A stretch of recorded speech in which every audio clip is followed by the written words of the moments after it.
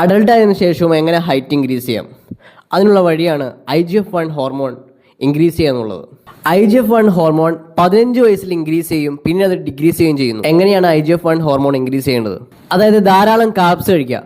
Carbs ധാരാളം നിങ്ങളുടെ ശരീരത്തിലേക്ക് ചെല്ലുമ്പോൾ അത് ഗ്ലൂക്കോസായിട്ട് കൺവേർട്ട് ചെയ്യും, അത് ഇൻസുലിൻ സ്പൈക്കിലേക്ക് എത്തിക്കുകയും ചെയ്യുന്നു. ഇൻസുലിൻ കൂടുമ്പോൾ അത് ലിവറിൽ വെച്ച് സിന്തസൈസ് ചെയ്ത് IGF-1 ആക്കി മാറ്റുകയും ചെയ്യുന്നു. IGF-1 നിങ്ങളുടെ ശരീരത്തിൽ കൂടുമ്പോൾ തീർച്ചയായും നിങ്ങളുടെ ഹൈറ്റ് ഇൻക്രീസ് ആകുന്നു. സോ ധാരാളം കാർബ്സ് നിങ്ങൾ കൺസ്യൂം ചെയ്ത് IGF-1 ബൂസ്റ്റ് ചെയ്യാൻ നിങ്ങൾക്ക് സാധിക്കും.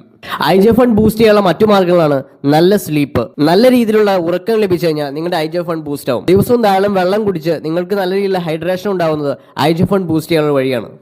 ആഴ്ചയിൽ കുറഞ്ഞത് 4 പ്രാവശ്യമെങ്കിലും എക്സസൈസ് ചെയ്യുന്നതും IGF-1 ബൂസ്റ്റ് ചെയ്യാനുള്ള വഴിയാണ്.